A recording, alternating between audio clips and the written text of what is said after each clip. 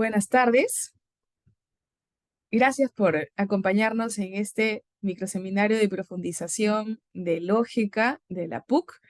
Hoy tenemos el gusto de contar con el profesor Raymond Ocampo Salazar, que es profesor de lógica en la Pontificia Universidad Católica del Perú y magíster en literatura hispanoamericana, española y latinoamericana por la UBA, por la PUC, y un investigador en temas de lógica y de filosofía de la lógica, y hoy nos va a hablar de del paso de la gramaticalidad a la cardinalidad y a presentar una historia crítica de la cuantificación lógica. Eh, Gracias, Raymond, y bienvenido, y gracias, amigos, colegas, por acompañarnos hoy. Empezamos cuando quieras. Mil gracias por la presentación, Pamela, y muchas gracias a todos y todas los asistentes. No sé si se me escucha bien porque mi micrófono pareciera que no se pinta de verde. ¿Todo está bien? Ok, perfecto. Mil gracias por la respuesta del chat también. Gracias, Julio. Bueno, como introdujo Pamela, voy a concentrarme en el fenómeno de la cuantificación lógica y quisiera hablar primero de la motivación para esta pequeña charla que he preparado y luego hablar un poquito sobre el orden que voy a seguir a lo largo de la presentación. En primer lugar, creo que lo que motivó a esta presentación fue el enfoque con el que sentí que se me enseñó el curso de lógica en mis años de pregrado y también los materiales que yo revisaba en español, sobre todo en esos tiempos de este curso. Am, Creo que a esa experiencia que tuve sobre la manera en que enfocaban el concepto de cuantificación es lo que yo llamo enfoque gramatical en esta presentación. Y que básicamente parte del enfoque de la lógica predicativa arrastrada desde Aristóteles. Y que va a tener a lo largo del siglo, finales del siglo XIX y el transcurso de la primera mitad del siglo XX, un par de momentos clave en su renovación. Voy a partir por esa razón de un análisis de la cuantificación en la silogística aristotélica, para luego pasar a la introducción de los lenguajes modernos y de la cuantificación moderna con Frege, y finalmente pasar a las 2 décadas de mitades del siglo XX, donde se llevó a cabo lo que se conoce como cuantificación generalizada, que fue propuesta por dos autores con un par de años de distancia, que son Mostowski y Lindström. En este transcurso que pretendo abordar el día de hoy, según mi perspectiva, se genera un abandono o por lo menos un alejamiento del enfoque gramatical de la silogística aristotélica y se empieza a comprender la cuantificación desde un enfoque mucho más matemático que tiene que ver con la teoría de conjuntos y específicamente con el tamaño de los conjuntos sobre los cuales se dicen cosas en los argumentos analizados en lógica, normalmente. Entonces, ese sería el hilo que va a conducir esta breve historia crítica, como lo dijo Pamela. Y quisiera terminar además con un colofón que es como un pequeño proyecto mío que es de pedagogía. Yo me dedico a la pedagogía de la lógica más que a la investigación per se. Es un proyecto para enseñar un curso introductorio de lógica clásica, pero con los cuantificadores que hoy día voy a presentar como cuantificadores generales, pero como una añadidura a la lógica de primer orden que normalmente se enseña en cursos básicos de pregrado. Ese curso ya lo tengo más o menos, lo estoy llevando a cabo en la Universidad Ruiz de Montoya y en la Católica también, salvo la parte de árboles semánticos que todavía está pendiente de adición, pero bueno, eso lo veremos al final de la sesión de hoy. Eso sería todo lo de la introducción y pasaría a comenzar. En cualquier momento, por favor, si es que hay alguna duda, escríbanlo simplemente en el chat. Y si pasa un minuto y no he respondido y es algo que es urgente de responder, por favor, simplemente interrúmpanme, no hay ningún problema. Yo me detengo, vuelvo y retomo el discurso. ¿Sí? La idea es que se comprenda. Bueno, muchas gracias y ahora sí paso a la presentación. Vamos a comenzar con la cuantificación tradicional, que tiene como figura central a Aristóteles. Y en particular voy a concentrarme primero en la noción de proposiciones categóricas. El acercamiento aristotélico no es solamente de la filosofía del lenguaje, sino también es un acercamiento metafísico, pero reduciendo un poco esa complejidad y ese acercamiento dual, las proposiciones categóricas simplemente son expresiones que se forman a través de la combinación de términos generales, como en los ejemplos perros o reptiles, y marcas cuantificacionales, como las palabras todos, algunos, no todos y ninguno.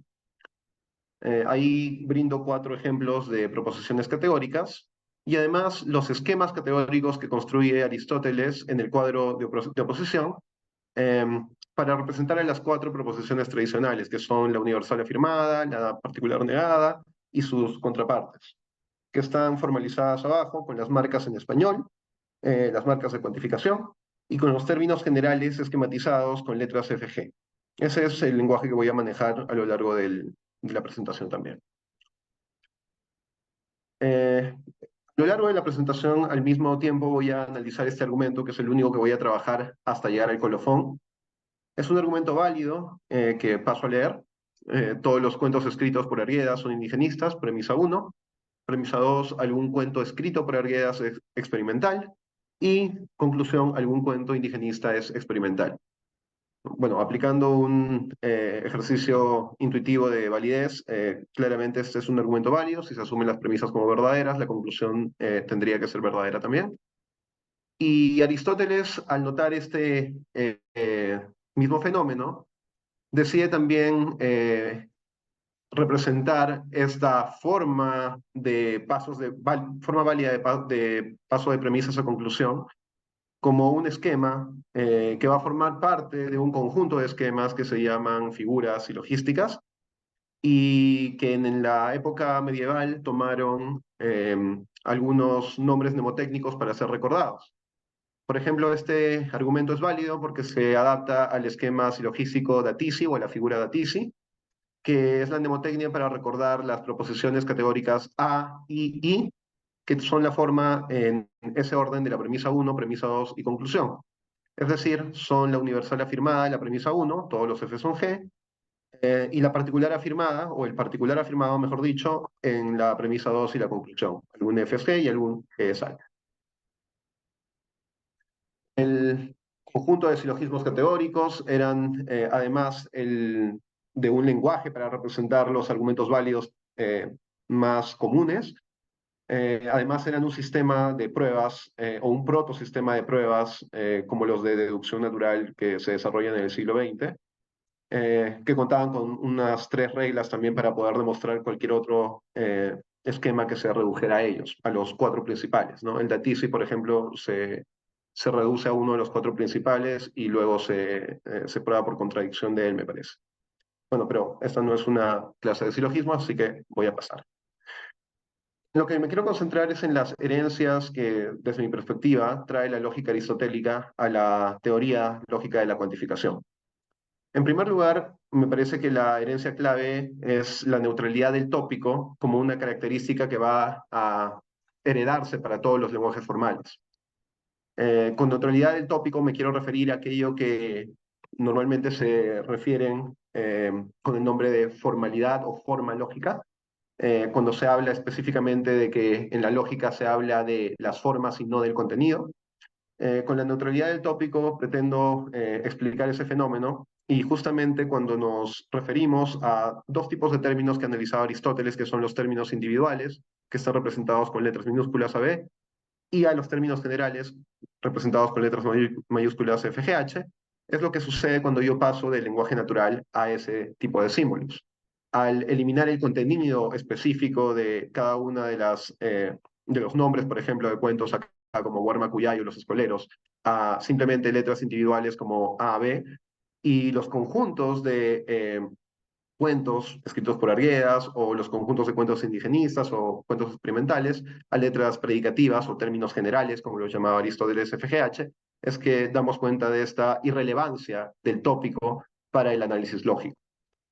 Eso creo que es un primer punto que es clave y que si no tuviéramos Aristóteles probablemente la historia hubiera sido distinta quizás o se hubiera terminado haciendo la lógica de otra manera, ¿no? Pero este es un enfoque clave y heredado desde esas épocas. Una segunda herencia que me parece importante es mencionar cómo Aristóteles, si bien no en estos términos, parece comprender a los cuantificadores como funciones predicativas binarias que trabajan con dos términos generales. Para explicar a qué me estoy refiriendo con esto, voy a hacer una diferencia entre los dos tipos de predicación que analiza Aristóteles. La predicación individual, que se da respecto a un término individual como A, respecto a un término general como F, que me permite decir, por ejemplo, que Warmakuyai es un cuento escrito por Arguedas, obviamente añadiéndole la neutralidad del tópico en la esquematización. En la predicación general, más bien lo que reconoce Aristóteles es un esquema similar porque la predicación expresada por el verbo ser está presente y vincula, según Aristóteles, esta vez a dos términos que no son individual y general, sino más bien general y general, FG. Y en estos casos, las marcas todos, ninguna, algunos, no todos, simplemente complementan la función de predicación cuando voy a aplicarla a conjuntos, o perdón, a términos generales y no a términos específicos. Entonces, para él, el trasfondo que reúne a todas estas proposiciones individuales y categóricas es la predicación, que está reducida en el verbo es. Y los cuantificadores parecen sumarse a ello, pero de manera secundaria. Sin embargo, quiero mostrarles cómo esto en una representación moderna nos da cuenta de que tenemos más bien dos funciones de orden distinto. En el caso de la predicación individual, un lenguaje de teoría de conjuntos básica moderna nos propone el reemplazo de la predicación por la relación de pertenencia entre objetos individuales y términos generales. Ese es un tipo de relación o un tipo de función. Pero es uno muy distinto el que yo aplico cuando antecedo la marca todos y aplico esa función a dos conjuntos de objetos representados por F y por G, por ejemplo. Aquí estoy operando una relación entre dos conjuntos de objetos y no adscribiendo un objeto a un conjunto, que es básicamente lo que hace la pertenencia. Por eso la confusión que me parece que se hereda del enfoque aristotélico también tiene que ver con esto. La continuidad entre predicación individual y general a través del verbo ser es lo que resume el enfoque gramaticalista que tiene la lógica aristotélica y que no permite ver la diferencia entre la funcionalidad de los cuantificadores y la de la predicación como fenómeno específico de adscripción de términos individuales a generales. De esa misma manera yo puedo representar las cuatro proposiciones categóricas en un formato moderno, en lógica de segundo orden, donde FG representan términos perdón, conjuntos de objetos, y por ejemplo, la G acompañada de esta C como acápite es la representación del complemento del conjunto G o del conjunto G complemento. En este caso, tengo relaciones entre conjuntos que suponen las mismas marcas lógicas que reconoció Aristóteles, pero operan de una manera distinta a como lo pensaba Aristóteles. El cambio respecto a este enfoque tiene dos momentos clave, como lo mencioné, y la lógica tuvo que esperar muchísimos siglos para que se diera el giro moderno dentro de su historia. Si bien para otras disciplinas, tanto científicas, empíricas como sociales o también la filosofía, que tuvieron su revolución moderna entre los siglos XVIII y XIX, quizás un poco antes, que se alarga un poquito, la lógica moderna inicia a fines del siglo XIX recién y propiamente explota a lo largo del siglo XX. Y la figura clave en este paso o cambio de siglo es Frege. Gracias a él se introduce la notación cuantificacional moderna, eh, que él introdujo con la noción del universal. En su lenguaje simplemente trabajaba con el universal y el particular más bien era definido en términos del universal por reglas de cuantificación de A. Pero más allá de eso, la función lógica del cuantificador A invertido como universal, que liga a variables libres en fórmulas predicativas, Es básicamente la revolución que significó el paso de la lógica silogística aristotélica a los lenguajes modernos, que tienen como momento cúspide la llamada lógica de primer orden, que se desarrolla en su formato actual ya hacia la década de 1950.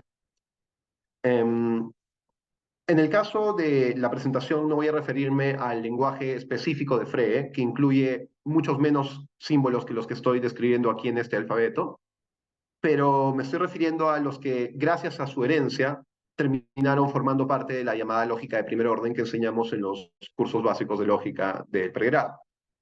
Este lenguaje utiliza el siguiente alfabeto: letras predicativas como FGH, que van a tener una aridad de 0 a un número finito de argumentos que pueden asumir. Por ejemplo, tenemos las letras oracionales o variables oracionales, que son cero arias, porque no toman ningún término individual. Pero tenemos también las letras predicativas monarias, como las que hemos estado revisando en la silogística aristotélica, o las relacionales, que no me va a dar el tiempo de abarcar en esta presentación, pero que son binarias, triarias y así sucesivamente. Además, utilizan variables individuales que representan básicamente objetos individuales, pero sin definir, y constantes individuales que representan objetos definidos más bien dentro de universos, que se señalan con letras ABC.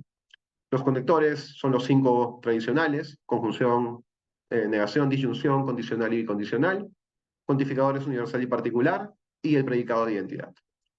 Yo me voy a ceñir básicamente a mantener el mismo argumento que ha analizado el de Arguedas al inicio de la presentación, pero mostrando cómo con las herramientas modernas el enfoque de la cuantificación en el mismo argumento va variando.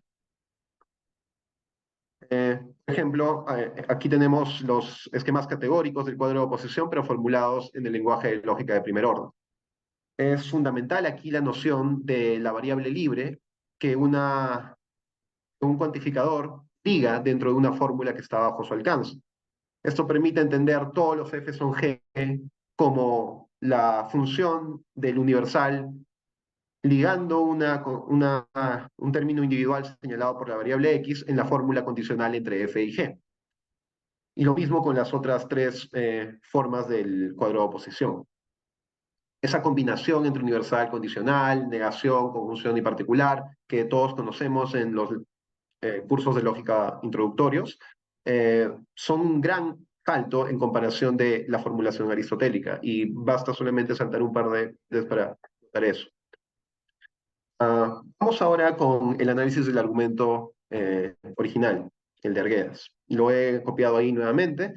Ahora el esquema silogístico de Aristóteles puedo formularlo con el lenguaje de primer orden, como lo pueden ver en la esquina inferior izquierda, con el universal y el condicional en la premisa 1, el particular y la conjunción en la premisa 2, y el particular y la conjunción en la premisa 3, teniendo como, además se pueden dar cuenta, el mismo o la misma estructura lógica, la premisa 2 y la conclusión, siendo ambos el II, que eran el universal afirmado. En este caso, sale a colación que lo que teníamos ahí era otra función que estaba oculta en la versión aristotélica, que es la conjunción. Lo mismo pasa en la predicación de todos los f son g, donde queda oculta la función condicional. Y algo que permite además el lenguaje de Frege y el lenguaje moderno en general es la generalización, porque yo ya no tengo por qué ceñirme meramente a términos generales como los cuentos de Arguedas o los indigenistas, o en términos de la esquematización aristotélica, los F y los G, sino que puedo referirme a cualquier fórmula compuesta y no meramente atómica. Entonces, por eso puedo hacer el salto al esquema generalizado que tengo a mano izquierda, perdón, en su pantalla a mano derecha. Tengo el esquema que está formalizado en metavariables. Esta vez para cada fórmula bien formada tenemos a phi y a psi, y a chi, porque tenemos tres fórmulas bien formadas. El hecho de que acompañe cada fórmula bien formada por un corchete con una v en medio significa que esa fórmula tiene una única variable libre, que es v, y está antecedida la fórmula por el cuantificador que liga a esa variable v en ambas apariciones, en ambas fórmulas. Y entonces notamos que la capacidad expresiva del lenguaje moderno es muchísimo más amplia que la del lenguaje aristotélico. Eso se lo debemos a Frege. Esto es justamente la primera herencia a la que quería referirme, ¿no? Estos son los esquemas categóricos de las cuatro proposiciones aristotélicas, pero formulados de manera general. Y abajo, además, muestro que toda fórmula cuantificada podría reducirse incluso a esta mera representación de universal, seguido de una variable, cualquier fórmula bien formada con una única variable libre, que es U. Y lo mismo con el particular. Entonces tengo esquemas generales que aplican para infinitas fórmulas y que nos dan herramientas impensadas previas antes del siglo XIX. Ya que la noción de variable libre es tan fundamental para entender cómo opera la función cuantificacional, es importante notar que Frege, en su revolución al momento de introducir la noción de cuantificador como operador que liga variables, la influencia del acercamiento algebraico a la lógica, que se lo debemos a Bull y a Peirce también a mediados del siglo XIX. La noción de variable es tomada justamente de las funciones lineales que todos estudiamos en el colegio y es aplicada para poder potenciar la expresividad lógica de esta manera. Una segunda herencia de la lógica moderna es, desde mi perspectiva, la definición que Frege hace de los cuantificadores, en sus palabras, como conceptos de segundo orden. Esto quiere decir como funciones que no operan de la misma manera en que una función predicativa opera. Esto es justamente lo que había mencionado hace unas diapositivas con el problema de la continuidad entre la predicación individual y general, que era el lastre gramaticalista de Aristóteles. En este caso, notamos con Frege que tenemos dos funciones de órdenes distintos. Cuando hablo de primer orden, voy a estar refiriéndome a la cuantificación que se realiza sobre universos de objetos individuales. Y cuando hablemos más bien de conceptos de segundo orden o funciones de segundo orden, estamos hablando de la cuantificación sobre conjuntos de objetos individuales. Es decir, estamos ascendiendo en un grado de generalidad. Y tenemos, por lo tanto, funciones que operan de manera distinta. Por ejemplo, la función predicativa de cualquier letra predicativa como F, G, H, que estoy representándolo con la psi mayúscula, opera sobre términos individuales, que pueden ser constantes o variables, y los estoy representando con T. Por lo tanto, la secuencia de psi T es una función que es monaria y que toma como argumento a un término individual. Y esa función monaria mapea el resultado de la función hacia un valor v o f, como lo proponía Frege. Es simplemente una función monaria. En cambio, en los cuantificadores tengo funciones que se aplican sobre fórmulas bien formadas que tienen una variable libre. Me estoy refiriendo a fórmulas con una sola variable libre porque voy a hablar siempre del lenguaje monario en esta presentación. Más adelante voy a explicar por qué, pero es una cuestión técnica que quiero que quede clara acá. Y en ese sentido, para Frege tenemos otro tipo de función acá, porque lo que se está operando con el universal es toda una fórmula que per se era una función aplicada a un término individual. En ese sentido, es una función aplicada sobre otra función.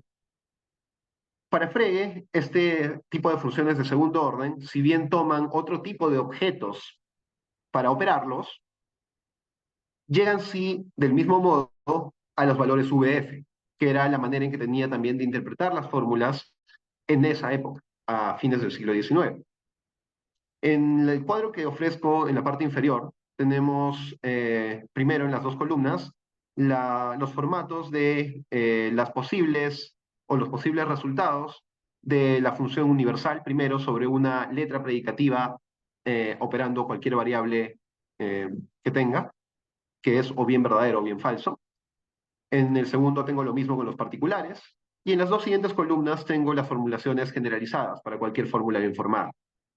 Básicamente lo que pasa en la cuantificación, este no es tema de la presentación, pero lo voy a decir, lo que pasa con la cuantificación es que pide o opera a la fórmula que está bajo su alcance, demandando que se cumpla para todos los objetos del universo sobre el que se está hablando, que en este caso en Frege es el universo de todas las cosas. Entonces, básicamente lo que se hace es tomar la letra predicativa, por ejemplo, F, y evaluar si se cumple para todos los objetos del universo, y si es que se cumple para todas, la función universal bota el resultado verdadero. Si es que más bien no se cumple para al menos un objeto, bota el resultado falso. Sí, es una función sobre funciones específicas, ¿no? Este es el enfoque normalmente llamado sustitucional de los cuantificadores también. Yo extraigo la fórmula que estaba cuantificada, le realizo todos los reemplazos por todos los objetos del universo sobre el que hablo, y si todas las sustituciones salen verdaderas, mi universal es verdadero. Lo mismo puede aplicarse por cualquiera de los presentes en las cuantificaciones particulares y universales de los siguientes. El tercer punto que me parece que hay que resaltar como herencia de la lógica moderna no viene propiamente de Frege, pero es un añadido, o vamos a decirlo así, el colofón de la lógica moderna que permite tener la interpretación que hoy día conocemos como semántica formal para los lenguajes de primer orden y segundo orden. La semántica formal tarskiana, introducida en la década de 1930 e inicios de 1940 también, nos permite aplicar ya todo el lenguaje o entender todo el lenguaje moderno introducido por Frege y sus sucesores, pero interpretándolo sobre la base de estructuras matemáticas equivalentes a la de la teoría de conjuntos básicos. De esta manera, lo que añade la semántica formal tarskiana a los lenguajes modernos es la posibilidad de contrastar o interpretar lo formulado por las formas lógicas en universos de objetos o en universos de conjuntos de objetos, dependiendo si estamos en primero o segundo orden.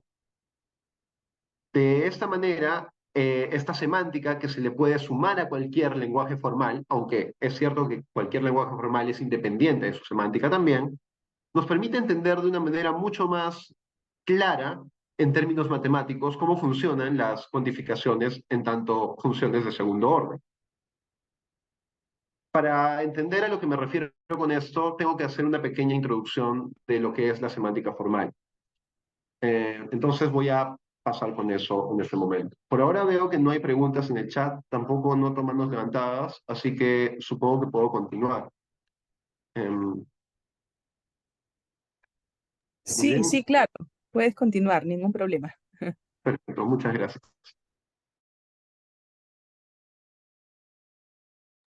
Muy bien, entonces vamos a comenzar con un resumen de lo que es la semántica formal tarskiana. En esta semántica, las fórmulas de lógica de primer orden, que son las que me voy a referir, pueden interpretarse a partir de la noción de modelo. Un modelo que vamos a representar con la letra U mayúscula para una fórmula phi cualquiera es un conjunto universal de objetos individuales, como, digamos, manzanas o peras o mochilas o novelas de José María Arguedas. Y además, sumado a esto, una asignación de objetos de ese universo a cada letra del léxico de la fórmula. Esto quiere decir a cada término general, es decir, letra predicativa, y a cada término individual, es decir, letra constante o variable. De tal forma que dicho modelo satisfaga lo afirmado por la fórmula, es decir, en otras palabras, de tal manera que haga la fórmula verdadera. Una, un modelo U es una representación matemática o matematizada del universo que satisface lo que dice una fórmula, en pocas palabras.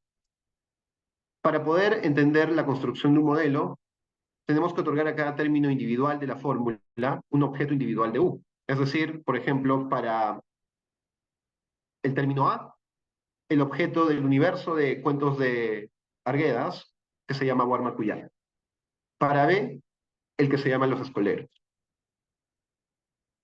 En el caso de las variables, no se tiene una designación predefinida, así que van a funcionar de otra forma las variables, y hoy día me voy a concentrar específicamente en su función anexa a los cuantificadores. En el caso de las letras predicativas, como FGH, lo que va a denotar es un conjunto de objetos individuales dentro del universo. Por ejemplo, los cuentos indigenistas de Arguedas, los cuentos indigenistas, o los cuentos escritos por Arguedas, o los cuentos experimentales, ¿no? para que quede claro, una representación gráfica es lo más útil. A mano izquierda, ustedes pueden observar una estructura U que paso a describir. Comienza con la letra U, que representa el universo, y después de los dos puntos, y encerrado entre llaves, se tiene la representación de tres objetos, A, B, C, que para distinguirse de las constantes, que son símbolos, en este caso estoy hablando de tres objetos, y para ello le añado la línea superior a cada una de las letras. A mano derecha de los dos puntos tengo entonces objetos o conjuntos de objetos, y a mano izquierda tengo los símbolos. Para cada constante ABC se está asignando el símbolo, perdón, el objeto ABC respectivamente. Para las letras predicativas F, G, H, J se asignan conjuntos que son subconjuntos en verdad dentro del universo del que estoy hablando. Pueden ir desde el conjunto vacío, como pasa con J, hasta el conjunto universal. Pero claro, no pueden superar el conjunto universal ni pueden tener objetos que no estén en el conjunto universal. Esta estructura U de la mano izquierda es modelo, además, de todas las fórmulas que están a mano derecha. La manera en que se lee la secuencia de símbolos U, símbolo de modelación, que es como un igual con un palo transversal al inicio, y la fórmula a la derecha, significa que la estructura U o el universo que he creado es modelo de la fórmula o modela la fórmula. En otras palabras, la hace verdadera. Pueden notar aquí que este es un universo que hace verdadera al universal XGX, porque todos los miembros del universo que son ABC están asignados a el conjunto G que tiene ABC. Puedo notar que también es verdadera la segunda, que dice particular XHX, porque tengo al menos un objeto en la extensión de H. Esta es una formulación que da cuenta, quiero aprovechar el momento para decirlo, de en qué consiste también específicamente el proceso de neutralidad del tópico al que me he estado refiriendo. Cuando yo dejo de hablar de Warmacuya y los escoleros y también de los cuentos de Argueas en específico y esquematizo esa información en letras individuales y predicativas, lo que estoy haciendo realmente es reduciendo su contenido intencional hasta cero. Esto quiere decir, la connotación con la cual conozco estos objetos en español o en cualquier lenguaje natural, la reduzco a cero. Y me quedo exclusivamente con el contenido extensional de dichas afirmaciones. Es decir, el contenido en términos de cantidad de objetos que abarca cada una de las eh, expresiones. Las expresiones individuales abarcan un objeto cada una. Las expresiones generales abarcan 0, 1 o más objetos cada uno. De esa manera también ustedes pueden comprobar que las siguientes fórmulas en la lista también están satisfechas o modeladas por la estructura U que tenemos a mano izquierda. No voy a ahondar en eso, pero es algo que se puede comprobar con algunos cálculos semánticos sencillos. Como un pequeño cierre de esta segunda parte de la historia de la lógica, de la cuantificación lógica, quisiera mencionar lo que suma a la teoría de la cuantificación, este enfoque semántico propuesto por Tarski. Bajo mi punto de vista, lo que suma es específicamente la relación de equivalencia entre dos sistemas lógicos muy conocidos: la lógica de primer orden y la teoría de conjuntos básicos, exclusivamente aquella que representa la relación de pertenencia de objetos a conjuntos de objetos. Este pequeño segmento de la teoría de conjuntos es expresable en lógica de primer orden y viceversa. Y la razón es que todos los modelos de la lógica de primer orden, es decir, todas las estructuras universales que hacen verdaderas a todas las fórmulas de lógica de primer orden, tienen una contraparte idéntica que hacen verdaderas a todas las fórmulas de teoría básica de conjuntos. En otras palabras, en términos técnicos, lo que tenemos aquí es dos sistemas lógicos isomórficos, es decir, que tienen una correspondencia de objetos y de funciones y de relaciones una a una. Son idénticos. Teniendo en cuenta eso, me gustaría entender junto con ustedes la función de la cuantificación en ese pequeño segmento de la teoría de conjuntos. En estas dos diapositivas lo que he hecho es agrupar las fórmulas modeladas por dicha estructura U, pero ahora formuladas en lenguaje de teoría de conjuntos básicos. Por ejemplo, para la fórmula universal XGX, o en otras palabras, todos los X son GX, tengo su contraparte que sería todo X pertenece a conjunto G. Y ustedes pueden notar en la estructura U que es justamente lo que pasa aquí. Todo objeto del universo de objetos pertenece al conjunto G. Y lo mismo sucede con los siguientes ejemplos. Al menos un objeto pertenece al conjunto H, es la equivalente a particular X HX, y así sucesivamente. Lo que quiero dar cuenta con esto es que los cuantificadores son funciones que pueden también pensarse como funciones sobre la función de pertenencia. Funciones de segundo orden en ese sentido. Funciones que se aplican en un segundo orden, no en un primer orden, como podría parecer desde el enfoque predicativo. Y lo mismo pasa con cualquiera de las siguientes fórmulas más compuestas. Lo que hay que añadir cuando tengo los conectores como conjunción y disyunción son las operaciones equivalentes en teoría de conjuntos, que son la intersección y la disyunción respectivamente.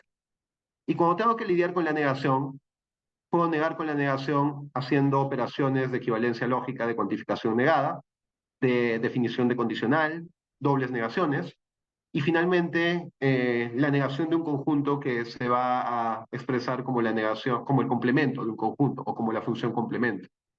Los no F serán los F complemento.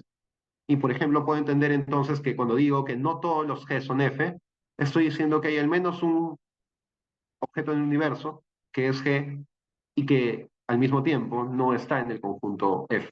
Es decir, que pertenece a la intersección entre G y F complemento. Básicamente, cualquier fórmula en lógica de primer orden puede traducirse a su equivalente en este formato. Ahora sí doy paso a la tercera parte de la historia de la cuantificación que quería abarcar, que es la cuantificación generalizada de Mostrowski y Lindström, que están ahí. Son figuras un poco menos conocidas quizás en los cursos de lógica, pero en términos de historia de la cuantificación y de cuantificación lógica son figuras pesadas, muy importantes. Hoy día no me voy a referir a todos los cuantificadores generalizados que introducen estos dos autores, porque hay una variedad increíble de cuantificadores generalizados, sino que me voy a referir a los cuantificadores generalizados monádicos, que básicamente se reducen en cantidad la cuantificación posible o toda la cuantificación posible a partir de una regla sintáctica básica que permite además que todos estos cuantificadores generalizados puedan ser expresados en lógica de primer orden con algunos cuantificadores sumados extra.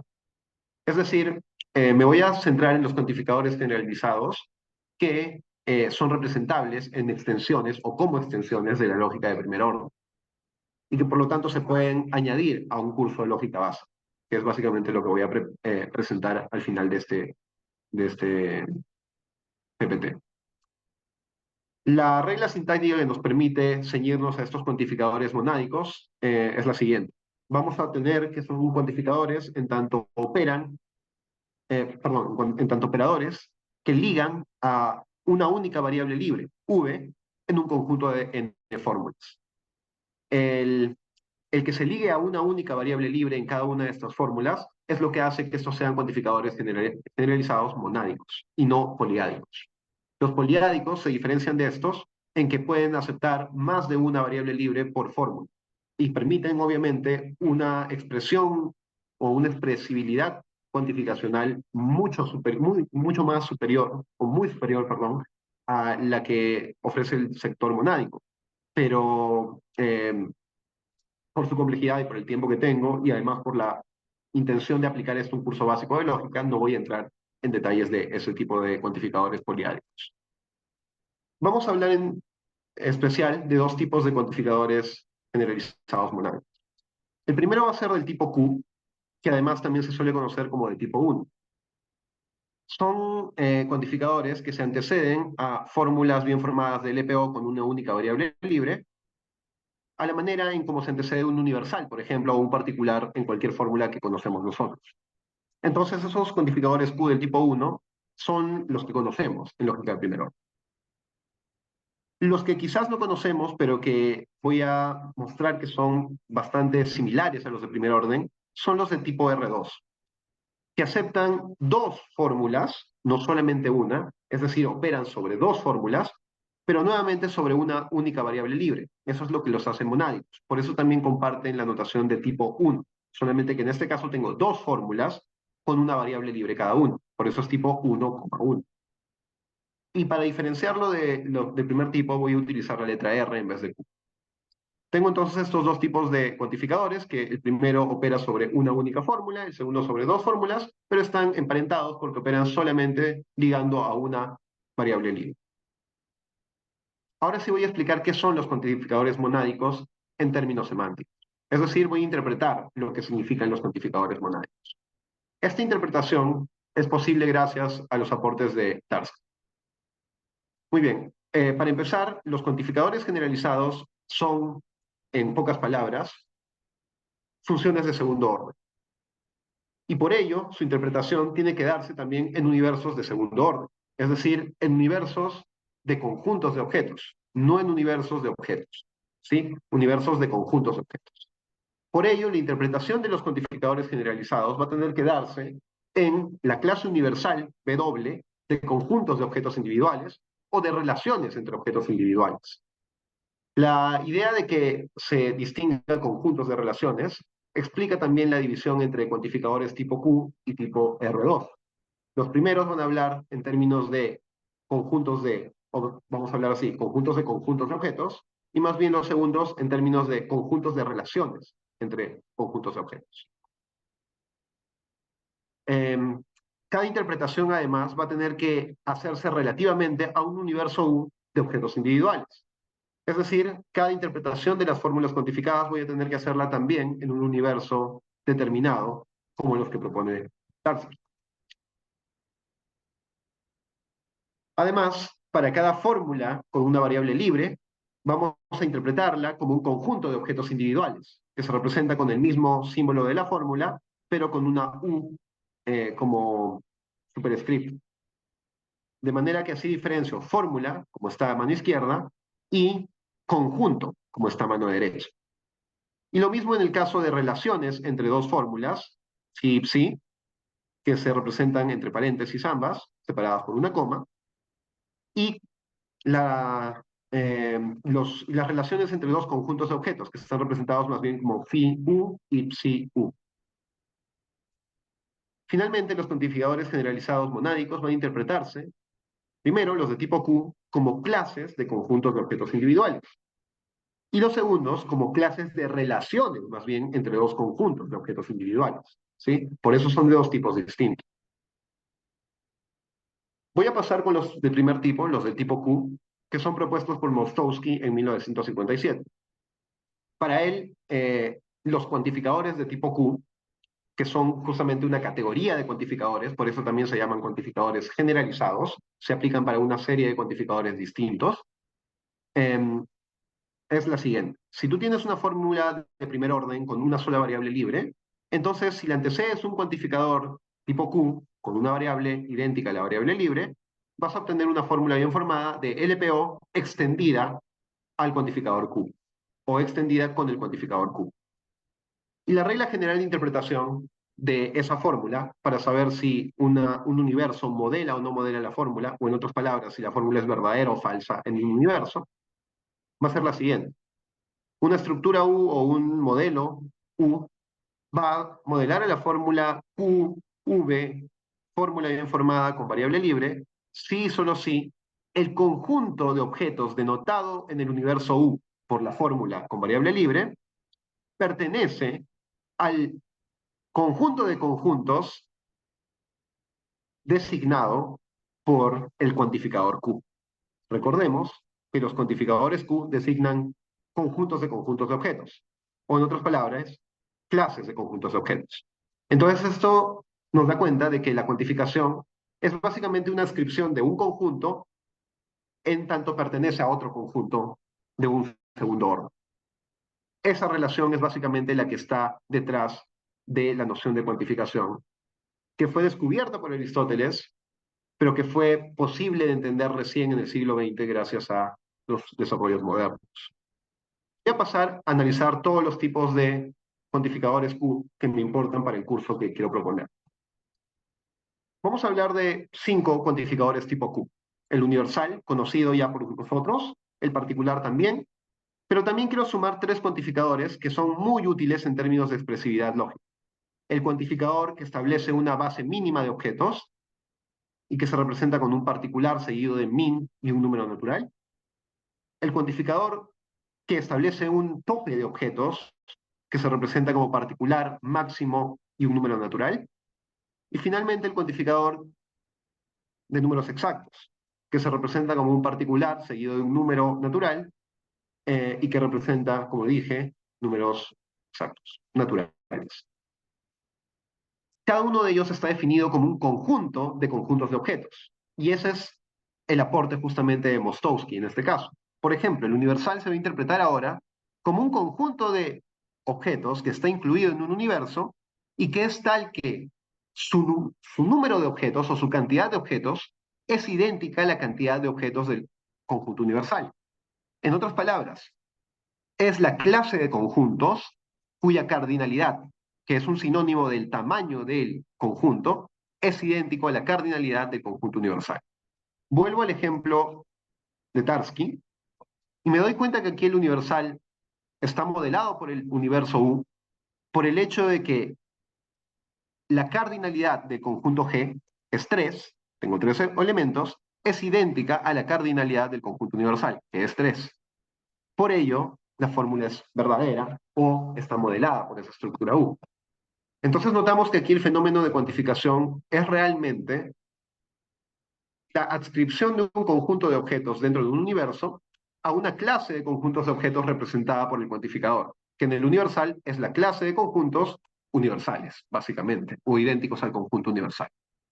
En ese sentido, cualquier fórmula cuantificada universalmente será modelada por una estructura U si y solo si el conjunto de objetos designado por la fórmula pertenece a esta clase universal. Y lo mismo pasará con cualquiera de las siguientes cuantificaciones. En el caso del particular, tengo que es una clase de conjuntos de objetos que están incluidos en un universo y que se caracterizan por tener una cardinalidad o un tamaño mayor a cero. Por lo tanto, cualquier fórmula cuantificada particularmente será verdadera en una estructura U siempre y cuando el conjunto que designa la fórmula pertenezca a esta categoría o a esta clase de conjuntos, de los que tienen cardinalidad mayor a cero, o sea, de 1 a más, 1, 2, 3, 4 hasta infinito. De eso podemos corroborar que aquí el particular XHX es verdadero porque la cardinalidad de H es de 1 y eso supera el límite de cero, el límite, perdón, la base de cero, que era lo que introducía la particularidad de lo que dice el cuantificador particular. Siguiendo la misma lógica, tenemos entonces una comprensión bastante sencilla de lo que pasa con los otros 3 cuantificadores. La manera más sencilla de entender esto es explicando que el cuantificador particular tradicional que conocemos es en verdad una versión simplificada de un cuantificador un poco más amplio, que es el particular mínimo y número natural. Este va a ser el conjunto de conjuntos de objetos que pertenecen a un universo y que tienen cardinalidad mayor o igual a un número natural. Si ese número natural es 1, entonces estoy justamente frente al particular que conocemos todos. Pero si cambio ese número natural a más de 1, o lo bajo a 0, voy a estar frente a otro tipo de cuantificación, que depende para su verdad, en una estructura U, del tamaño o la cardinalidad de esos conjuntos que están representando mis fórmulas. Por ejemplo, si yo tengo el particular mínimo 2, y digo particular mínimo 2 HX, eso sería efectivamente falso en mi universo porque aquí tengo una cardinalidad de 1 y no llego a satisfacer el mínimo de 2. Por lo tanto, mi estructura U no modelaría al particular mínimo 2. Y lo mismo puede hacerse con cualquiera de los números naturales que se modifican en el subscript de ese particular. De manera contrapuesta tenemos el particular máximo y un número natural, que denota una clase de conjuntos de objetos cuya cardinalidad más bien está definida por ser menor o igual a un tope n, a una cantidad n. Esa cardinalidad entonces no debe sobrepasar el tope para que mi fórmula cuantificada con el particular máximo de verdadera. Por ejemplo, si yo digo en este caso particular máximo x fx, máximo 1x fx, establezco el tope en 1 y por lo tanto la fórmula sería falsa porque f tiene dos objetos y dos objetos sobrepasan la cardinalidad de 1, que sería verdadera a la fórmula máximo 1. Lo mismo sucede con el caso del particular de número exacto, solamente que en este caso está definida la clase de conjuntos por la cardinalidad idéntica a n, ¿no? Ahí necesito que no sea ni máximo ni mínimo, sino exacto. Creo que la explicación ya huelga, así que voy a continuar. No sé si hasta este punto hay alguna pregunta quizás, o si puedo continuar. Eh, Me gustaría, por favor, tener, aunque sea una reacción de un pulgar arriba o algo, para poder saber que está comprendiéndose lo que digo, o si quieren que me detengan algo. Siento que he hablado como una hora y no me he dado cuenta. Por mi parte está todo bien, pero veo que Natalie también. No sé si hay alguien en el chat, tal vez. No he estado mirando el chat. En el chat no veo ninguna pregunta todavía. Pareciera que... Ajá, Julio, por favor, te escucho. Hola, hola, profesor Raymond. Muchas gracias por la presentación. Y tenía una consulta aquí. En esto de cuantificadores tipo Q, quizás alguien ha intentado, o no sé, es mi pregunta, o quizás tiene dificultades técnicas, proponer, por ejemplo, ya no hablar de números naturales finitos, sino, por ejemplo, decir existen infinitos para, o sea, complementar ese símbolo, porque eso sería muy interesante. Si alguien dice existen, por ejemplo, infinitos números primos, usar este tipo de cuantificadores tipo Q, ¿eso traería dificultades técnicas? ¿Se ha intentado? Te agradezco infinitamente por tu pregunta, Julio, y haciendo mención al infinito también que dijiste. Y la respuesta es sí. Mostowski introduce ese cuantificador como el cuantificador Q0, que representa el infinito de los números naturales, que es el infinito subscript cero. Y también se introduce la noción de infinitud de números ordinales, que es la de más bien de infinitud 1, como Q1. Entonces sí, para analizar, digamos, matemáticas con lenguajes lógicos, esos cuantificadores son muy útiles. Pero normalmente cuando trabajamos con ellos, es mejor movernos en el lenguaje de segundo orden, que tiene una mayor expresividad que la lógica de primer orden. Entonces, en ese sentido, no, por esa razón yo no los he incluido, digamos, dentro de esta lista que he traído a colación para el día de hoy. Pero sí, sí los han trabajado para la lógica matemática. Ahora, en términos técnicos, la limitación también está en la que tiene la lógica de segundo orden, que es que no es un sistema completo. Es decir, no hay ningún procedimiento para demostrar que todas las verdades en ese sistema son verdades efectivamente a través de una prueba. Eh, Ese lastre de la lógica de segundo orden que hace que no se pueda justificar recurriendo meramente a ella misma, eh, hace que tampoco estos cuantificadores que mencionaste tengan los resultados exactos en lenguajes, que sí tienen lenguajes mucho más acotados como la lógica de primer orden, en términos de sus propiedades de completitud. Lo que pasa con los lenguajes de primer orden es que utilizan representaciones del universo en su semántica y combinaciones de símbolos en su sintaxis que permiten evaluar mecánicamente todas las fórmulas construibles mediante la iteración de las reglas de formación y permiten tener un sistema de pruebas para todas las verdades de ese sistema. Eso es lo que se llama completitud de un sistema lógico. Si yo introduzco este otro cuantificador a la LPO como una extensión, esa propiedad se pierde, ¿no? Y otras propiedades metalógicas más de las que no voy a hablar. Espero que el comentario haya aclarado un poco tu pregunta. Sí, Muchas sí, gracias. muchísimas gracias. No, no te preocupes. Listo, entonces, sin tener más preguntas pendientes, avanzo. Vamos con los cuantificadores de tipo R2, que son los que me parecen a nivel analítico mucho más interesantes, porque nos van a recordar mucho en estructura a lo que propuso Aristóteles en el inicio de la historia de la cuantificación, y que más o menos en este otro polo en el que estamos, a mediados del siglo XX, va a volver a tener una estructura muy similar. Los cuantificadores tipo R2, introducidos por Lindström en 1966, tienen la siguiente regla de formación. Recuerden que estoy hablando de una familia de cuantificadores, por eso es una regla general. Luego voy a pasar a especificar cada uno de ellos. Si yo tengo dos fórmulas de LPO bien formadas, cada una con una variable libre V, entonces la fórmula cuantificador R, V, que es la variable libre, y entre paréntesis las dos fórmulas separadas por una coma, va a ser una fórmula bien formada de la LPO extendida con el cuantificador R. La regla general de interpretación para estos cuantificadores va a ser la siguiente. Una estructura U va a ser verdadera a esa fórmula que se formó con la regla de formación, siempre y cuando la relación, esta vez voy a hablar en términos de relaciones, entre los conjuntos designados por la primera y la segunda fórmula, pertenece al conjunto de relaciones, esta vez R es un conjunto de relaciones, entre objetos, entre conjuntos de objetos.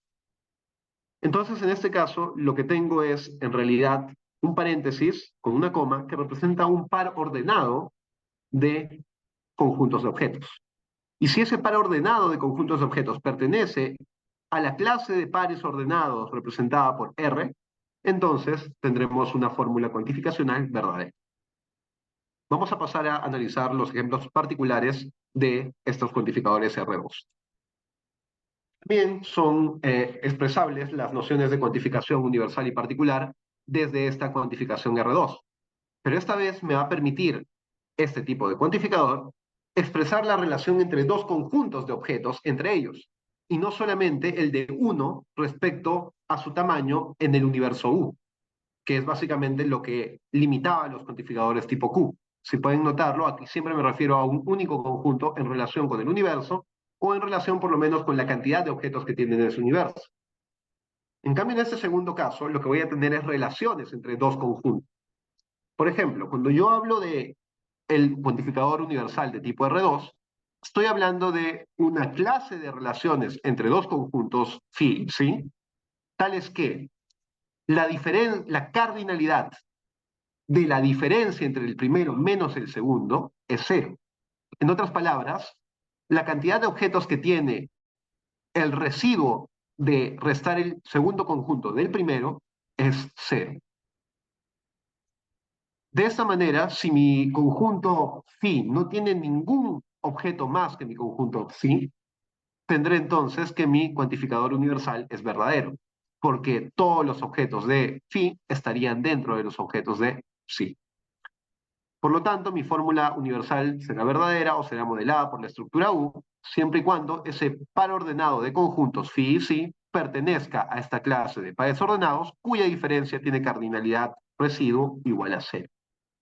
Quiero que notemos eso nuevamente en nuestro ejemplo. En este caso tengo que fijarme en la fórmula universal x, paréntesis, fx condicional gx, cierro paréntesis. Aquí tengo una relación que es la lógica de primer orden no da cuenta de ella entre dos conjuntos. Y no da cuenta de ella porque introduce una conexión entre predicaciones, que es la condicional. Y por ello, la lógica de primer orden pierde la expresividad que tiene la lógica de segundo orden en la que estoy haciendo la interpretación de mis cuantificadores. En este caso, lo que tengo es una afirmación que me dice que todos los objetos del conjunto F están incluidos en el conjunto G. O en otro sentido, el residuo de F menos G es cero. Vemos que el residuo de F menos G es cero, justamente porque no hay ningún objeto de F que no esté en G. En cambio, si F tuviera al objeto, digamos, D en un universo de 4 objetos y G no lo tuviera, en ese caso tendría un universal falso, porque el residuo de la resta de F menos G tendría cardinalidad 1. Pero todo residuo de cardinalidad 0 será o hará verdadero al operador cuantificacional universal. Vamos a ver ahora qué pasa con el particular. El particular lo que hace es establecer una relación entre dos conjuntos de objetos de manera que la intersección entre ambos tiene una cardinalidad mayor a cero. Es decir, los objetos que forman parte tanto del primero como del segundo conjunto, por eso forman parte de su intersección, tienen como cantidad más de cero. Y eso es lo que tengo entonces en la cuantificación particular. Si en este universo tengo como verdadero al particular X, Gx conjunción Hx, porque hay al menos un objeto en G y en H que es compartido, lo que tengo desde este enfoque de la cuantificación es que el particular es verdadero porque la cardinalidad de la intersección entre G y H es de 1, por lo menos, gracias al objeto C. Todo tiene que ver, como pueden ver en estos casos, con el tamaño de los conjuntos de los objetos y el tamaño de los conjuntos que salen de la relación entre dos conjuntos de objetos. En eso radica la función cuantificacional, y no en una vinculación predicativa entre dos letras generales como FG, tal como lo pensó Aristóteles. Por eso digo que estamos en la lectura casi en la antípoda de donde partió Aristóteles, y sin embargo noten la cercanía de la formulación de la cuantificación aristotélica. Si yo cambio mi cuantificación universal por un todos y dejo las dos fórmulas adentro, tengo básicamente lo mismo que mostré al inicio, que es todos los f g que está aquí. Es básicamente lo mismo, solamente que Aristóteles, por enfocarlo desde la noción de predicación, no tuvo en cuenta esto. Algo similar sucede con los cuantificadores mínimo, máximo y de números exactos. Lo que necesito simplemente es chequear que la intersección entre dos conjuntos tenga mínimamente n objetos, máximamente n objetos o exactamente n objetos. Y de eso se trata entonces la cuantificación, por lo menos tal como lo enfocaron Lindström y Mostowski en esta cuantificación generalizada. Ya para acabar mi presentación, voy a hablar sobre qué revela nuestra cuantificación generalizada. Revela que lo único relevante para determinar la validez de un argumento que utiliza los cuantificadores Q o los cuantificadores R va a ser el tamaño de los subconjuntos de objetos del universo, es decir, la cardinalidad. Y por eso digo que la función lógica cuantificacional no es un fenómeno gramatical o predicativo, sino un fenómeno matemático. El enfoque gramatical de la cuantificación limita, en ese sentido, la comprensión de la validez de argumentos cuantificados. Y en cambio, el enfoque cardinal elimina dicha barrera. Quiero volver al argumento 1 y voy a analizar desde el enfoque generalizado la validez de dicho argumento, el argumento de Arguedas. Voy a comenzar con algunos cuadros que demuestran que la validez de argumentos cuantificados dependen meramente de la relación entre la cantidad de objetos que se tienen en los conjuntos de un universo. Por ejemplo, para los cuantificadores tipo Q, básicamente la estructura de universo sobre el que trabajan es el siguiente. Es un universo en el que tengo simplemente dos sectores. El sector representado por el conjunto phi y el sector representado por el residuo de U, que es el conjunto universal, menos phi. Todo lo que está fuera del círculo es el sector 1 y lo que está dentro del círculo es el sector 2. Los cuantificadores generalizados tipo Q trabajan sobre universos de objetos divididos en dos sectores. Y básicamente lo que hacen al cuantificar, por ejemplo, al decir que todos los miembros del universo son phi, es hacer crecer este conjunto redondo o circular y colocarlo como conjunto universal. Cuando en cambio digo que ningún objeto es phi, lo que hago es reducir el tamaño de este círculo hasta que desaparezca y se convierta en un conjunto vacío. Básicamente es una manipulación con el tamaño de los conjuntos. Me hubiera gustado tener una dinámica visual más atractiva, pero apelo a su imaginación para ello. Básicamente el crecimiento o decrecimiento de los conjuntos en tamaño, en cardinalidad, es lo que radica en, eh, en los argumentos válidos debidos a las funciones cuantificacionales. ¿Qué pasa cuando paso a los cuantificadores tipo R? Tengo ahí dos o más conjuntos de objetos. Y cuando tengo dos o más conjuntos de objetos, lo que tengo es sus relaciones, además de su relación con el universo. Y por esa razón van creciendo los sectores del universo sobre los cuales se hace la lectura o interpretación de la cuantificación. Y crecen de manera exponencial, igual que crecen las filas en una tabla de verdad tradicional, con la fórmula 2 a la k, es decir, 2 a la cantidad de letras oracionales. En este caso crecen eh, de acuerdo a 2 a la k, donde k es más bien la cantidad de letras predicativas o de fórmulas en general. En este caso, si tengo dos fórmulas, 2 al cuadrado es 4, y por lo tanto tengo 4 sectores de esta realidad, de este universo, que representan lo que va a ser la cuantificación cuando modifique el tamaño de estos conjuntos. Tengo en este caso 4 sectores. El primero, que es el residuo del conjunto universal menos el, la unión entre los conjuntos phi y psi. Por otro lado, tengo el residuo de phi menos psi, el residuo de psi menos psi, y finalmente la intersección entre phi y psi. Si yo hago crecer uno de ellos por completo, tengo la cuantificación universal. Si reduzco uno por completo, tengo la negación del particular. Y de igual manera obtengo las demás funciones cuantificacionales modificando estos 4 sectores. Por eso el enfoque cuantificacional generalizado básicamente dice que la cuantificación es una relación entre cantidades dentro de un sector del universo o de sectores del universo de este tipo. La cantidad de objetos de cada sector en relación con las otras es lo que va a determinar que un argumento sea válido o no. Esta es una representación, la última que voy a mostrar, de un universo de 3 conjuntos, que ahora es 2 al cubo, 2 al cubo sería 8 sectores de la realidad, o sectores de esta representación. 1, 2, 3, 4, 5, 6, 7, 8, que son la intersección entre los 3 conjuntos, la diferencia entre la intersección de 2 menos el tercero, la diferencia o el residuo entre 1 menos la unión de los otros dos, y finalmente el universo restado de la unión entre los 3 conjuntos. Este diagrama, quiero que lo recuerden, porque vamos a analizar el argumento 1, el de Arguedas, en su validez en un diagrama de este tipo. La formalización de este argumento cambia un poco gracias a la semántica tarskiana, y es que ahora podemos crear un universo de objetos específicos sobre el cual se está cuantificando, que en este caso va a ser el universo de los cuentos. Y sobre ellos yo he generado una formalización de las premisas y la conclusión de manera que quede clara la cuantificación generalizada en el lenguaje español. Para la primera, que era la cuantificación universal afirmada, tengo la diferencia en el universo de cuentos entre el conjunto de los escritos por Arguedas y el de los indigenistas es de 0 cuentos. En otras palabras, todos los cuentos escritos por Arguedas están dentro de del conjunto de escritos de cuentos indigenistas, perdón. ¿Sí? Todo ese conjunto está incluido dentro del otro, o en otras palabras, el residuo entre el primero y el segundo es de 0 cuentos.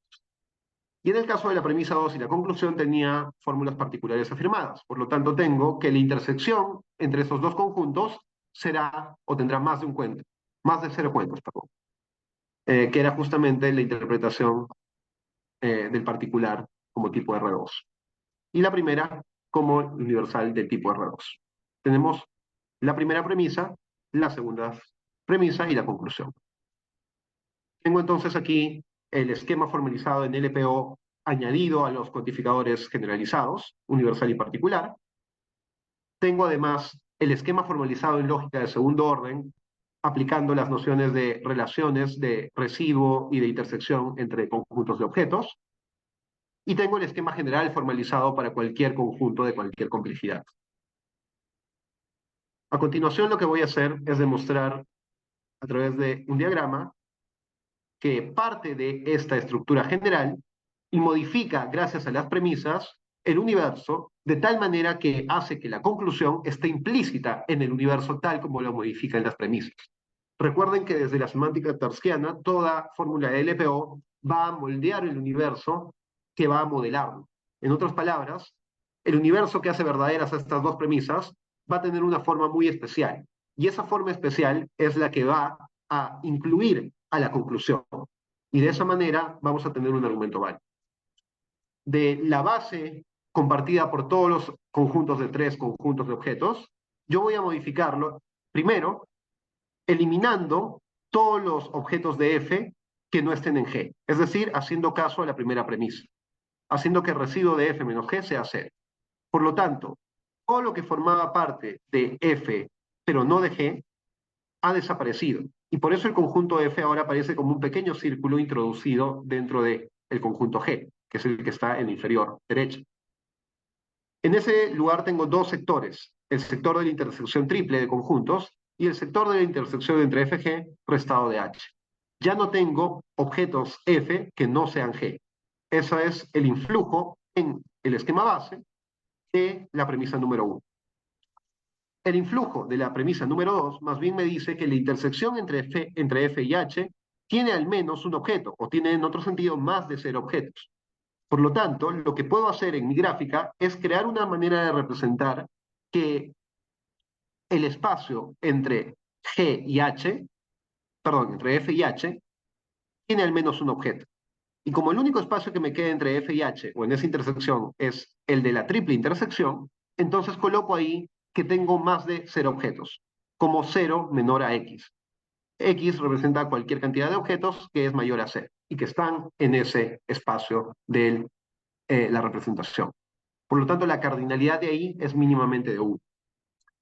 Teniendo entonces graficado este universo, queda claro que la conclusión también es verdadera en ese universo, que dice lo siguiente, que la intersección entre G y H tiene al menos un objeto, o tiene más de 0 objetos. La intersección entre G y H es la misma que está ya resaltada de amarillo, y por lo tanto, la intersección entre los tres también es la intersección entre G y H, y por lo tanto, tengo ahí ya un objeto al menos, lo cual supone la verdad de la conclusión. Hemos hecho una modificación al esquema de 3 conjuntos y hemos mostrado la validez del argumento de esa manera. Ahora lo voy a hacer simplemente a través de una prueba de deducción natural en lenguaje de segundo orden, en este lenguaje que he creado para representar también la cuantificación generalizada. Esta es una derivación en segundo orden de la conclusión a partir de las premisas, con reglas que pueden salir muy intuitivamente a partir de lo que dice cada fórmula. Por ejemplo, las premisas dicen que la cardinalidad de F menos G es 0, que la intersección de F y H es mayor a 0, y la conclusión que la cardinalidad de la intersección entre G y H es mayor a 0.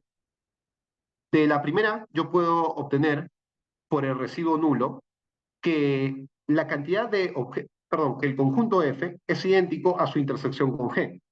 Ya que no hay ninguno que sea F y no G, yo sé que entonces todos los objetos de F van a ser los que están en la intersección de F con G. Y esa identidad se deduce de la premisa 1 por la regla que he llamado residuo nulo.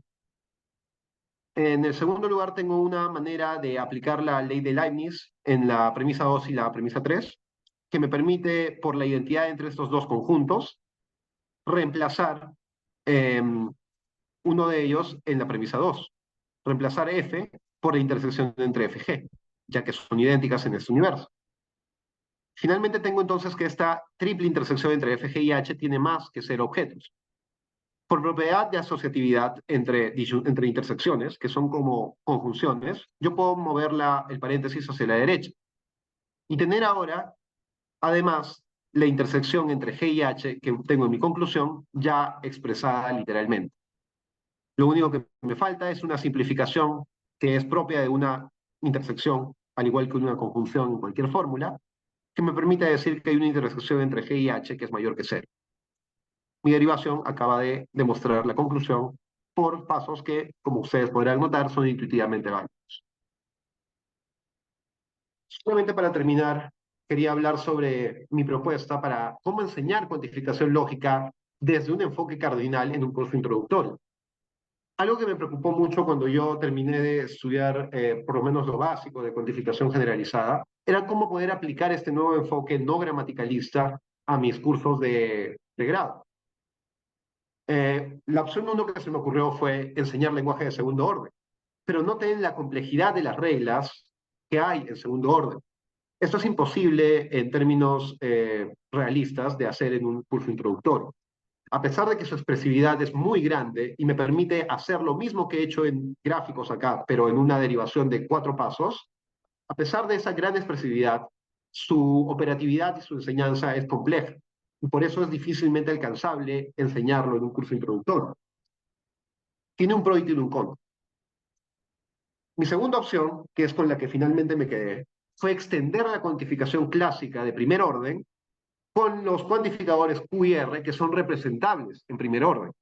Es decir, excluyendo los que, por ejemplo, como mencionó Julio, no son expresables aquí, como la cuantificación infinita, por lo menos no con todas las propiedades que el primer orden tiene. Entonces, lo que yo me he quedado como proyecto es añadir el segmento de cuantificadores generalizados tipo Q y R2 a la LPO, ya que está centrada simplemente en las relaciones entre cantidades de objetos de conjuntos, tal como lo he demostrado. Eso se puede manejar en lógica de primer orden monádica. A pesar de ello, a continuación lo que voy a hacer es simplemente mostrarles por encima el programa piloto de mi curso, que ya está desarrollado de manera efectiva, por lo menos en sus 2/3 partes. Esto ya es solamente el colofón, la presentación ya básicamente ha terminado, entonces voy a mostrarles el piloto. Eh, Como ustedes saben, un curso de lógica clásica introductorio debe introducir reglas de formación, reglas de interpretación y al menos un sistema de pruebas. Y claro, una unidad anexa de formalización o simbolización. Básicamente son esos 4 compartimentos que hay que satisfacer en cualquier curso básico. El más sencillo de hacer es las reglas de formación para 3 cuantificadores nuevos que introduje en la generalización de cuantificación, que es el mínimo, el máximo y el de números exactos. Si yo tengo cualquier fórmula bien formada de LPO y una variable y un número natural, la secuencia de fórmulas particular, la secuencia de símbolos particular, mínimo, número natural, variable y fórmula es una fórmula bien formada. Y lo mismo pasa con cualquiera de los otros 2 cuantificadores. A continuación, lo único que hay que hacer es dar ejemplos de fórmulas bien formadas según esas reglas, y luego se puede pasar con los alumnos a introducir las reglas de interpretación. Las reglas que he introducido aquí tienen un enfoque tarskiano objetual y por lo tanto están planteadas de la siguiente forma. Una cuantificación mínima, por ejemplo, va a darse si y solo si, como mínimo n objetos designados por n constantes satisfacen lo que la fórmula dice en un universo. Entonces aquí lo que voy a trabajar es la revisión de universo o de estructuras U como las tarskianas, que tengo un ejemplo distinto acá, y cotejar si estas reglas se cumplen o no para las fórmulas que están planteadas aquí. Por ejemplo, se cumple para las primeras, pero no se cumple para las segundas. Y esto puede desarrollarse en un cálculo intuitivo cuando ustedes le enseñan a sus alumnos a leer las fórmulas con los cuantificadores mínimo y máximo. Por ejemplo, lo primero podría decir, hay mínimo 2 cuentos de ergueas que son indigenistas. Y ustedes pueden buscar si en este universo efectivamente se da. Buscan simplemente que la cardinalidad de la intersección entre F y J sea mayor o igual a 2. Y entre F y J, la cardinalidad es de su intersección, ya que comparten B y C, menor o igual a 2, mayor o igual a 2. Por lo tanto, esto sale 4. Lo mismo con lo siguiente, la unión entre los conjuntos HG, que es lo resaltado, CDE, tiene máximo 3 objetos. Tiene una cardinalidad máxima de 3. Efectivamente, no sobrepasa los 3 y por lo tanto la fórmula 2 está modelada por U, o es verdadera según U. Lo que me falta agregar a mi curso de lógica, que ya está desarrollado hasta aquí, es básicamente las reglas de deducción para árboles semánticos, cuyas reglas ya formulé, pero que no he demostrado si es que tienen las propiedades metalógicas necesarias para demostrar toda verdad con estos cuantificadores. Lamentablemente, mi conocimiento de la lógica todavía está, como el de todos, supongo, en formación y no he llegado a hacer la prueba de computabilidad de estos cuantificadores. Entonces, si bien funcionan las reglas que he propuesto, en los ejemplos que he propuesto, no tengo certeza de si funcionan en todas las fórmulas bien formadas que utilizan estos cuantificadores mínimos, máximos y exactos. A mi parecer, estoy cerca de hacerlo, pero falta hacer la prueba. Bueno, estas son las reglas. Para la eliminación del mínimo n, se introduce esta regla de introducción de n sustituciones en un árbol, que es parecida a la eliminación del particular. Para la eliminación del mínimo negado, tengo que introducir la noción de una bifurcación mayor a la binaria, que depende de la cantidad que esté denotada por n y por la cantidad de constantes que ya hayan aparecido en mi fórmula. Por ello, la cantidad de constantes que ya aparecieron van a determinar la diferencia entre dos aplicaciones de la fórmula, una más simple y una un poco más compleja, pero que todas se reducen básicamente a las operaciones de resta, suma y como máximo multiplicación por la combinatoria de factoriales. Pero básicamente eso sirve para probar cualquier argumento válido o conjunto inconsistente de fórmulas en la regla de en los tablux o árboles semánticos. Tenemos también reglas de transformación de cuantificador máximo a mínimo, porque básicamente mis dos reglas de eliminación se reducen al mínimo afirmado y negado, y más bien introduzco reglas de equivalencia para el máximo y para el exacto. Para el exacto también introduzco una de descomposición que nos permite expresarla en términos de mínimos y máximos. Y también para simplificar nuestro desarrollo en árboles, introduzco reglas de eliminación de los mínimos menores y de los máximos mayores, que son irrelevantes en un árbol. Finalmente, lo que cierra mi presentación es un ejemplo de la aplicación de dichas reglas. Este argumento le tengo mucho cariño porque es el primero que evalué en un examen final o rezagado de lógica. Obviamente solamente hasta la parte de creación de modelos o demostración de cálculos semánticos, no con el árbol todavía, pero que por la simplicidad del árbol van a notar que en verdad se puede desarrollar fácilmente en un examen final. Aquí es el problema de a qué caja o qué caja no contiene, cuántas cajas contienen no contienen cuyes. Y aquí parto de dos premisas. La premisa es que exactamente una caja es roja y contiene cuyes, y otra premisa que exactamente dos cajas son rojas. Claramente el argumento llega válidamente a la conclusión de que hay al menos una caja que no contiene cuyes, porque solamente una de ellas va a contener cuyes en este universo. Entonces, lo primero que hago es una formalización básica con el cuantificador exacto de 1, 2, con el cuantificador mínimo tradicional, y luego paso a hacer la demostración a través de un árbol semántico que se cierra con las reglas que he propuesto en 21 pasos. Finalmente, tengo un par de ejemplos un poco más extensos para demostrar, por ejemplo, la inconsistencia de 4 oraciones, que toma bastante más pasos, 140 pasos, 46 pasos, pero que con la aplicación de las reglas efectivamente demuestra la inconsistencia. En este caso, propongo, por ejemplo, que 4 oraciones se contradicen entre ellas cuando afirman la primera, que como máximo 4 banderas tienen colores blanco, rojo o azul. Sumo a eso que como máximo 2 banderas son blancas, como máximo una bandera es roja, y esto da cuenta de que entonces yo necesito implícitamente tener al menos una bandera azul. Pero la cuarta oración niega que haya banderas azules, por lo cual se incurre en contradicción. Entonces, la idea es que este árbol, que asume las 4 fórmulas de las oraciones antes mencionadas como verdaderas, termina cerrando el árbol en todas sus ramas, rechazando que puedan ser verdaderas juntas y por lo tanto demostrando que aquí tengo un conjunto inconsistente de oraciones. Lo último que añado acá son las equivalencias entre las expresiones de cuantificaciones exactas con los esquemas roselianos de descripciones definidas, que demandan solamente la introducción del predicado de identidad, pero que me permiten también extender la cuantificación exacta y demostrar que tengo otra manera de expresar lo mismo que las descripciones definidas de Russell, pero con una cuantificación de esta forma.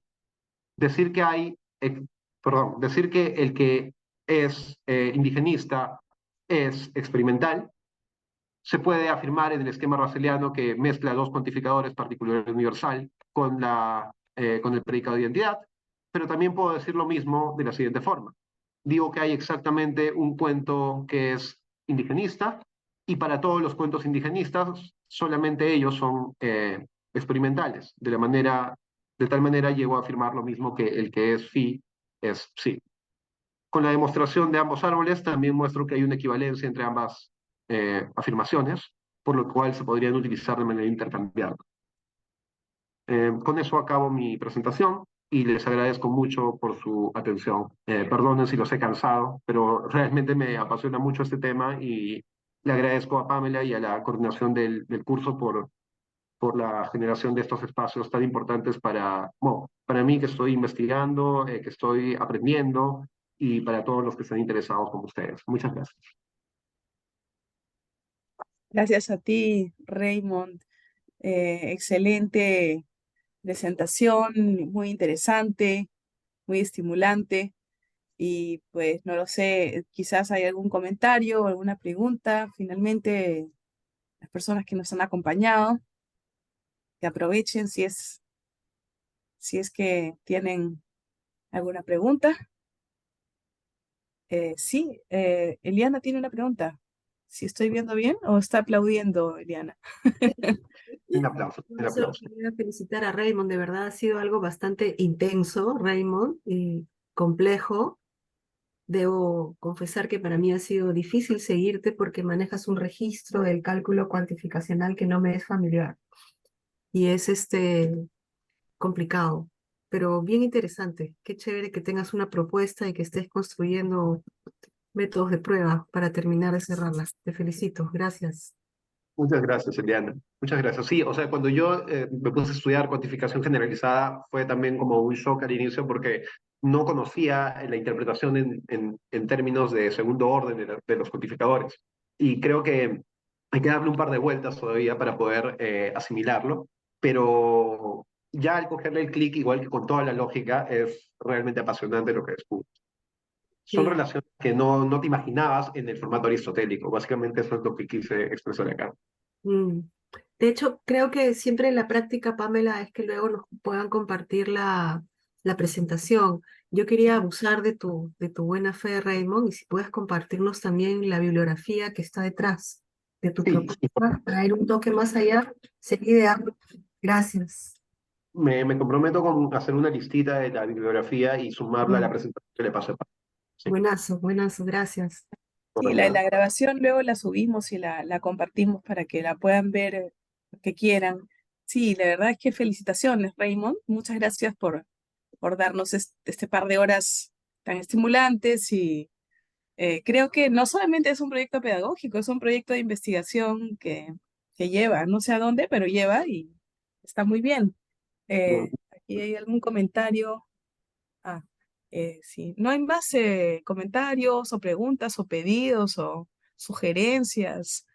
¿No? Yo tengo una, no sé si me escucha. Sí, sí.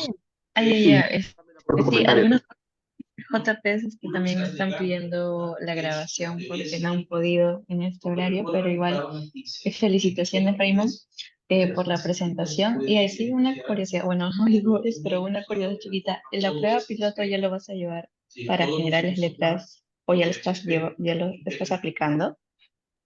Salvo las reglas de árboles semánticos, todo lo demás sí ya lo aplico en mi curso de letras de lógica y también en el de la Ruiz. Realmente es muy bonito como ver que este tipo de retos para los alumnos sacan más de ellos de lo que normalmente esperamos y realmente creo que eso es lo que más satisfacción me da y por eso es que decía que era un proyecto pedagógico, porque mi vocación está orientada hacia eso. Pero te agradezco mucho que también veas potencial en esto, Pamela, y también a todos los que están interesados en el tema, potencial investigativo. Sí, eso es, Melanie. Lo estoy aplicando. Cálculos de valores y también sintaxis, formalización, todo con cuantificadores de este tipo lo estoy aplicando. Estupendo. Bueno, aquí en el chat hay, bueno, Julio, personas una que... pregunta. Ah, sí, Julio, adelante. Ah, ya, sí, solo tenía un comentario, más que una pregunta es, o sea, la lógica, al estilo de Frege, recuerdo que sí puede o sí permite, por ejemplo, afirmar o simbolizar afirmaciones como dos personas escribieron un Principia Matemática, por ejemplo, ¿no? Solo que yo recuerdo, por ejemplo, cuando vi esa simbolización cuando era estudiante, era un tanto compleja porque afirmaba algo así como que existe X, existe Y, tales que escribieron este libro, pero X y Y son diferentes. Y veo cómo esta propuesta de existen dos, simplifica mucho eso, simplifica mucho ese lenguaje expresivo, pero en cierta medida lo pude ver en los árboles, complejiza, al menos en el tipo de árboles, las operaciones, ¿no? Solo me llama eso la atención. Tienes un muy, muy buen ojo, Julio. Eso es justamente lo que me faltó decir. Para la primera versión de mi presentación que la di en el Día Mundial de la Lógica, ahí mi acercamiento partió por lo que tú dices. Yo estaba impactado por la expresividad de esas construcciones gigantes de Russell para hablar de exactamente uno, mínimamente uno, pero cada vez que aumentas el número natural, la fórmula crece y se hace inmanejable en términos de expresividad. Pero en términos de operatividad es muy simple. En cambio, en el caso de los cuantificadores que yo estoy trabajando, la relación es inversa. La expresividad es muy, muy económica, pero en términos de desarrollo se hace complejo. Lo que tenemos ahora y que no teníamos en la época de Russell es calculadoras lógicas. Entonces, la idea es poder tener un programa al que se apliquen estas reglas para que un alumno no tenga que estar operando, sino que se concentre en entender la funcionalidad en español, tipear bien su fórmula y luego hacer correr el programa. O por lo menos a eso es a lo que yo apunto, ¿no? Excelente, excelente. Súper. A ver, Eliana tiene una preguntita aquí. ¿Hay una forma de representar algo como esto? ¿Hay máximo uno o máximo dos, así como hay mínimo dos o mínimo tres? ¿Qué es lo que ya dijiste, no? ¿Qué es lo que acabas de decir? Sí. Todo con sumar los conectores lógicos, ¿no? O sea, partes con los codificadores extra y pones disyunciones, conjunciones, teniendo en cuenta de trasfondo que lo que tienes es operaciones entre conjuntos, ¿no? La disyunción una unión, la conjunción una intersección, un complemento, Ujú, equivalencia. ujú. Listo. Bueno, estupendo. Bueno, muchísimas gracias, Raymond, nuevamente, y gracias, colegas, amigos, por esta tarde. Nos vemos pronto. Chao. Gracias, Raymond. Buen fin de semana a todos. Gracias, felicitaciones. Chao. Chao, chao.